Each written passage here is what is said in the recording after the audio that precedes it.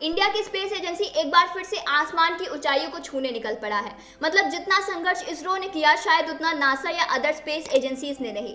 इस साल 14 जुलाई को सफलतापूर्वक चंद्रयान 3 मिशन लॉन्च हुआ और इस मिशन को लीड कर रही हैं लखनऊ की डॉक्टर ऋतु करिधल, जिन्हें रॉकेट वुमेन के नाम से भी जाना जाता है। इतना ही नहीं, वो पहले भी मिशन मंगलयान और चंद्रयान 2 की भी मेंबर रह चुकी हैं। तो आइए जानते हैं कि ये डॉक्टर ऋतु करिधल कौन है और ये यहाँ तक कैसे पहुंची। डॉक्टर ऋतु करिधल का पूरा नाम डॉक्टर ऋतु करिधल श्रीवास्तव है। ये इसरो में एक इंडियन साइंटिस्ट की पोस्ट पर काम करती हैं। इनका जन्म 13 अप्रैल 1975 को उत्तर प्रदेश के लखनऊ में हुआ था। ये एक मिडिल क्लास फैमिली से बिलोंग करती थी, जहां एजुकेशन के लिए बहुत फोर्स किया जाता था।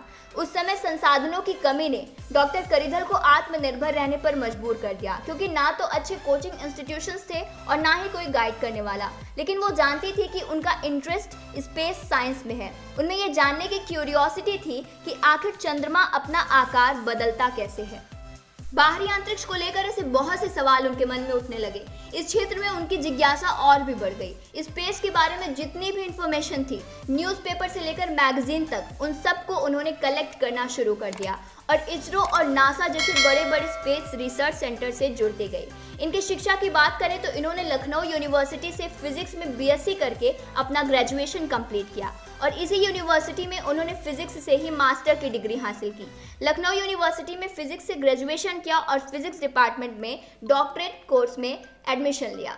बाद में डॉक्टर करिधल ने उसी डिपार्टमेंट में पढ़ाना शुरू कर दिया। 6 महीने तक वो लखनऊ यूनिवर्सिटी में रिसर्च स्कॉलर यानी शोध छात्रा रही। एरोस्पेस इंजीनियरिंग में मास्टर करने के लिए वो IISc बेंगलोर में शामिल हो गई।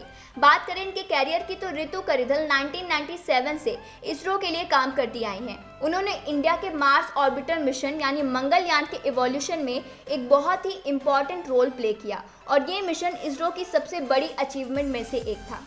इस मिशन के ऑटोनॉमी सिस्टम का डिस्क्रिप्शन और परफॉर्मेंस, इन सब से भी रिलेटेड उन्होंने बहुत कुछ किया था। साथ ही वो मार्स ऑर्बिटर मिशन की सब ऑपरेटर भी रह चुकी थी। अगर थोड़ा सा मार्स मिशन के बारे में बात करें तो इसने भारत को मार्स प्लैनेट पर पहुंचाने वाला दुनिया का चौथा देश बना दिया। इस मिशन का टोटल बजट 450 करोड़ रुपीस था। इस मिशन को 5 नवंबर 2013 को लॉन्च किया गया था और 24 सितंबर 2014 को मार्स की ऑर्बिट में पहुंचा था। चंद्रयान 2 मिशन की भी मॉनिटरिंग डॉक्टर करिधल ने ही की थी। साल 2021 में जब यूके ने G7 का नेतृत्व किया तो डॉक्टर करिधल को देश की महिला और इक्वालिटी मिनिस्टर लिज ट्रस द्वारा सारा की लीडरशिप में genetic engineering approval committee GEAC में नॉमिनेट किया गया था।